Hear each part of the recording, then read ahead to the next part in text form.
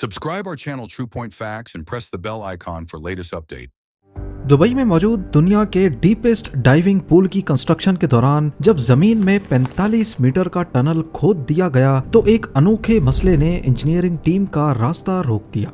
मालूम पड़ा कि पोलैंड में डीप स्पॉट नामी एक डाइविंग पूल खुला है जिसकी गहराई भी 45 मीटर्स ही है। अब जाहिर है अगर दुबई को डीपेस्ट पूल का वर्ल्ड रिकॉर्ड चाहिए तो उन्हें इसकी गहराई को 45 मीटर से 60 मीटर्स तक करना होगा। पर यह काम जितना सुनने में आसान लग रहा है उतना ही करने में मुश्किल। एक्सपर्ट्स ने कैलकुलेट किया कि अगर पूल की गहराई को 60 मीटर्स तक गहरा किया गया तो ग्राउंड वाटर का प्रेशर इसे बड़ी आसानी से ऊपर धकेल सकता है। यह ठीक ऐसा ही है जैसे भरी हुई पानी की बोतल को पानी के तालाब में डाला जाए तो वो सरफेस पर ही रहेगी, क्योंकि बॉयंसी फोर्स की वजह से तालाब का पानी उस बोतल को नीचे से ऊपर की तरफ धक्का देगा।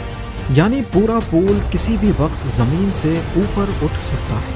कंस्ट्रक्शन के इस पॉइंट पे दुबई का डीपेस्ट पूल बनाने का सपना टूटता हुआ दिख रहा था, लेकिन फिर एक आइडिया ने सब कुछ बदल दिया। नाजरीन, वर्ल्ड रिकॉर्ड्स बनाने की बात हो तो दिमाग में सबसे पहला नाम दुबई का आता है। 425 गिनीज वर्ल्ड रिकॉर्ड्स के साथ दुबई पूरे मिडिल ईस्ट में अभी तक नंबर 1 पे है, और ऐसा महसूस होता है कि ये नंबर दुबई के रूलर किसी कीमत पर खोना नहीं चाहते। वर्ल्ड रिकॉर्ड्स की इस लाइब्रेरी में एक और एडिशन हुई दुबई के प्रिंस शेख हमदान बिन राशिद अल मखदूम की फरमाइश पर, जिसको आज दुनिया डीप डाइव दुबई के नाम से जानती है। दुबई डीप डाइव सिर्फ एक पूल नहीं बल्कि ये एक अजीबो गरीब दुनिया है। 197 फीट्स या 60 मीटर्स की गहराई के साथ ये दुनिया का सबसे डीपेस्ट पूल है, जिसमें करीब 1 करोड़ 40 लाख लीटर्स पानी मौजूद है। इतना ही जितना 6 ओलंपिक स्विमिंग पूल्स में होता है, या फिर जितना 90,000 लोग पूरे एक दिन में इस्तेमाल करते हैं। इस पूल में एक डूबे हुए शहर की थीम रखी गई है, जहां डाइवर्स को ऐसा एक्सपीरियंस मिलता है जिसका पहले सोचना भी मुश्किल था। पूल के पानी को साफ रखने के लिए नासा की मदद से एक ऐसा सिस्टम बनाया गया है जो हर 6 घंटे में पूरे 14 मिलियन लीटर्स को साफ कर देता है।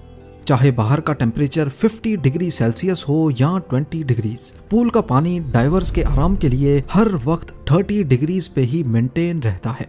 पर हम यहाँ डीप डाइव की खूबियों से ज्यादा इसकी कंस्ट्रक्शन टेक्निक्स में इंटरेस्टेड हैं, क्योंकि इंजीनियरिंग कम्युनिटी का मानना है कि दुबई का ये डीपेस्ट पूल किसी इंजीनियरिंग के करिश्मे से कम नहीं है।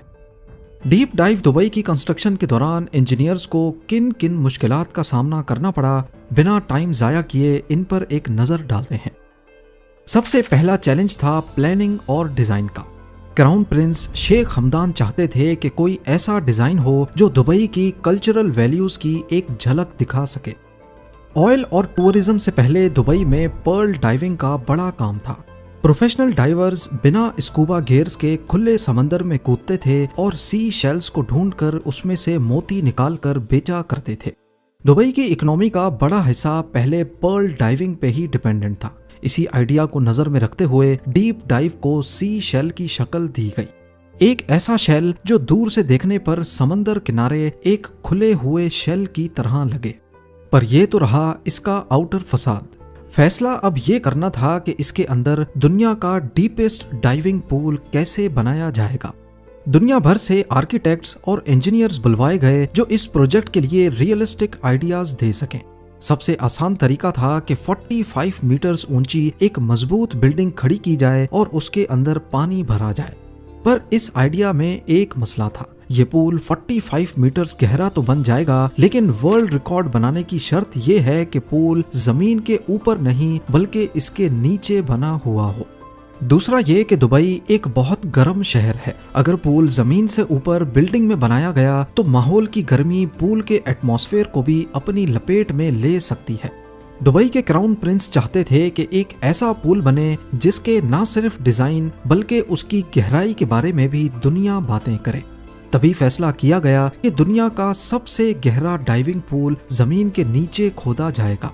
जमीन में एक शाफ्ट खोदी जाएगी जो हॉरिजॉन्टल नहीं बल्कि वर्टिकल होगी।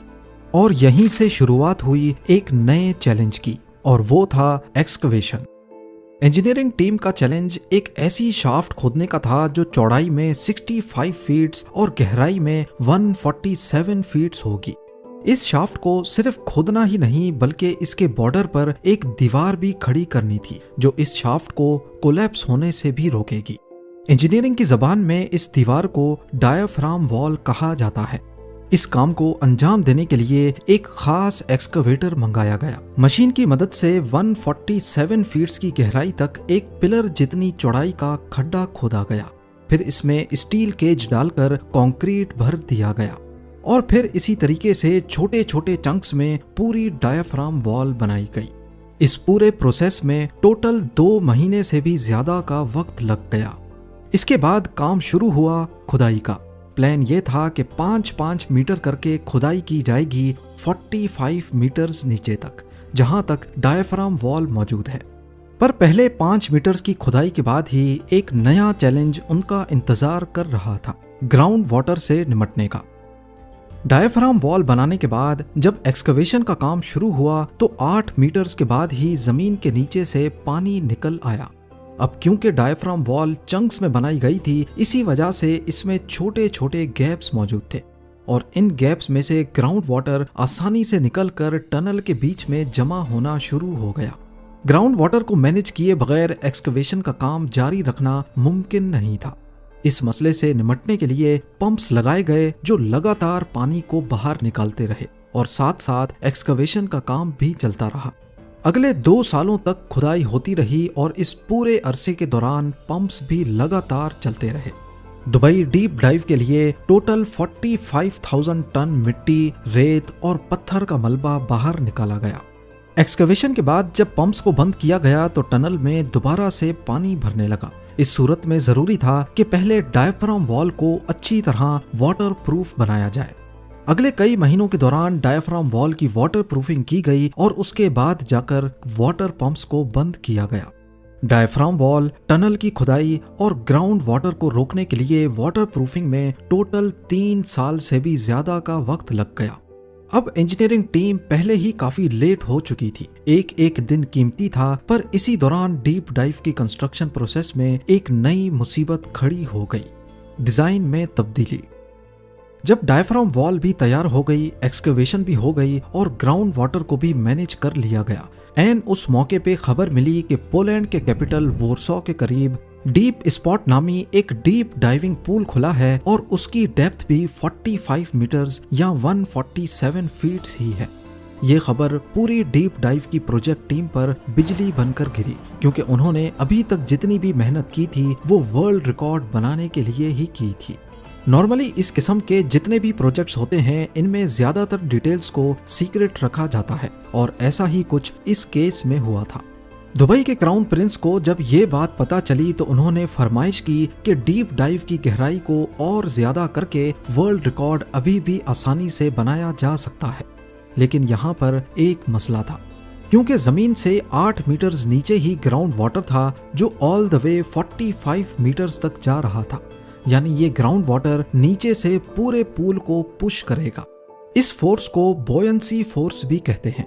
इंजीनियर्स ने इस फोर्स को पूल के अंदर भरे जाने वाले पानी से कैंसिल करने की कैलकुलेशन पहले से कर रखी थी और ये कैलकुलेशन पूल की 45 मीटर्स की गहराई को नजर में रखते हुए की गई थी।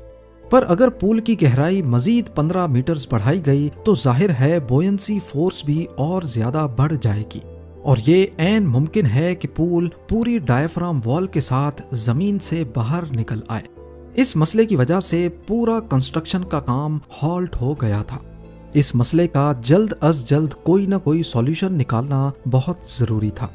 बहुत रिसर्च के बाद आखिरकार एक सॉल्यूशन निकाल ही लिया गया। एक तो ये कि टनल में एक्स्ट्रा 15 मीटर्स की खुदाई होगी, पर इन एक्स्ट्रा 15 मीटर्स का डायामीटर पहले 45 मीटर्स के डायामीटर से तकरीबन आधा होगा।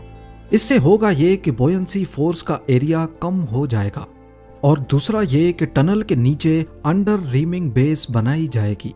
अंडर रीमिंग बेस एक ऐसी टेक्निक को कहते हैं जिसमें स्ट्रक्चर की फाउंडेशन के नीचे जमीन में एक एंकर नुमा चीज गाड़ी जाती है। जिस तरह एक एंकर पूरी शिप को रोके रखता है, ऐसे ही अंडर रीमिंग भी पूरे स्ट्रक्चर को जमीन के साथ खींच के रखती है। इस तरीके से डीप डाइव दुबई की डेप्थ को 45 मीटर से 60 मीटर्स तक एक्सटेंड किया गया और पूरा प्रोजेक्ट एक बार फिर से गिनीज बुक के लिए एलिजिबल हो गया। पर मसले अभी भी टले नहीं थे। जैसे ही दिन गुजरते जा रहे थे, 60 मीटर्स गहरे टनल को बगैर पानी के रखना भी खतरे से भरपूर था, क्योंकि बोयंसी फोर्स को कैंसिल करना पूल के अंदर मौजूद पानी से ही मुमकिन था। अगर ज्यादा देर तक इसे खाली रखा गया तो पूरा स्ट्रक्चर ग्राउंड वाटर की वजह से ऊपर उठ सकता है। अब बारी थी इसमें 1 करोड़ 40 लाख लीटर्स पानी भरने की। पर मसला ये था कि दुबई की वाटर सप्लाई अथॉरिटी बहुत लिमिटेड पानी दे सकती थी, और अगर इसी स्पीड से पानी भरा गया तो पूल को भरने में 3 महीने लग सकते हैं। डेडलाइन पर पूरा उतरने और इस काम को जल्दी अंजाम देने के लिए दुबई वाटर अथॉरिटी की सप्लाई के साथ साथ 100 से ज्यादा वाटर टैंकर्स भी मंगाए गए। डीप डाइव के ग्रैंड स्केल का अंदाजा आप इस बात से लगा लें कि इसके बावजूद पूल को भरने में 1 महीना लग गया। यहाँ आपको बताते चलें कि पानी भरने से पहले इसके अंदर पहले डूबे हुए शहर की थीम बनाई गई और बाद में पानी भरा गया था। पानी भरने के बाद भी बहुत सारे नए चैलेंजेस का सामना करना पड़ा, जैसा कि कुछ मटेरियल्स पर जंग लगने लगा और कुछ आइटम्स पानी भरने के बाद फ्लोट करने लगे। फिर उन्होंने ऐसे आइटम्स के अंदर सुराख करके एक्स्ट्रा वेट भरा ताकि वो फ्लोट ना कर सके। सारी फिनिशिंग करने के बाद 2021 में पहले डीप डाइव को स्पेशल गेस्ट के लिए खोला गया और फिर पब्लिक के लिए 2022 में। डीप डाइव दुबई पे आने वाला खर्चा अभी तक दुबई गवर्नमेंट की तरफ से सीक्रेट रखा गया है, क्योंकि उनकी नज़र में ये एक प्राइसलेस प्रोजेक्ट है। If you like our videos, don't forget to like, share, and comments.